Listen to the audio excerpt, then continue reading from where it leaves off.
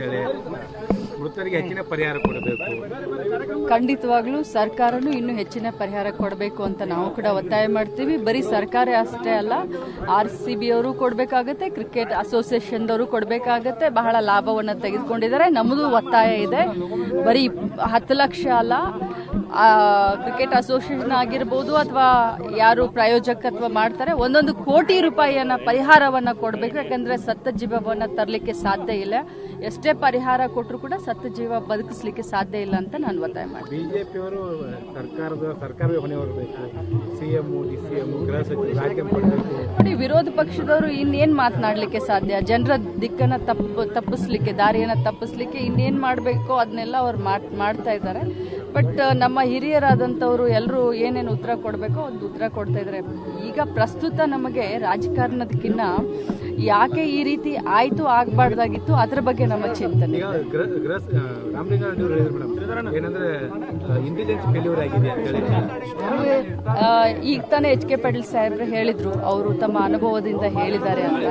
ಅದು ಇಂಟೆಲಿಜೆನ್ಸ್ ಫೇಲ್ಯೂರೋ ಮತ್ತಿನ್ನೇನು ಫೇಲ್ಯೂರೋ ಅದು ತನಿಖೆಯಿಂದ ಎಲ್ಲ ಗೊತ್ತಾಗುತ್ತೆ. ಮೃತರಿಗೆ ಹೆಚ್ಚಿನ ಪರಿಹಾರ ಕೊಡಬೇಕು.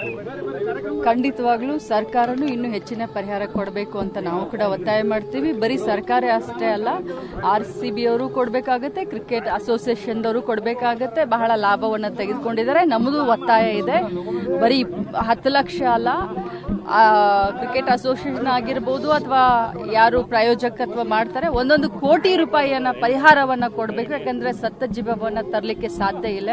ಎಷ್ಟೇ ಪರಿಹಾರ ಕೊಟ್ಟರು ಕೂಡ ಸತ್ತ ಜೀವ ಬದುಕಿಸ್ಲಿಕ್ಕೆ ಸಾಧ್ಯ ಇಲ್ಲ ಅಂತ ನಾನು ಒತ್ತಾಯ ಮಾಡ್ತೀನಿ. ಬಿಜೆಪಿಯವರು ಸರ್ಕಾರವೇ ಹೊಣೆ ಹೊರಬೇಕು, CM DCM ಗೃಹ ಸಚಿವರು ರಾಜೀನಾಮೆ ಮಾಡಬೇಕು. ನೋಡಿ, ವಿರೋಧ ಪಕ್ಷದವರು ಇನ್ನೇನ್ ಮಾತನಾಡ್ಲಿಕ್ಕೆ ಸಾಧ್ಯ? ಜನರ ದಿಕ್ಕನ್ನ ತಪ್ಪಿಸ್ಲಿಕ್ಕೆ, ದಾರಿಯನ್ನ ತಪ್ಪಿಸ್ಲಿಕ್ಕೆ ಇನ್ನೇನ್ ಮಾಡಬೇಕೋ ಅದನ್ನೆಲ್ಲ ಅವ್ರು ಮಾಡ್ತಾ ಇದ್ದಾರೆ.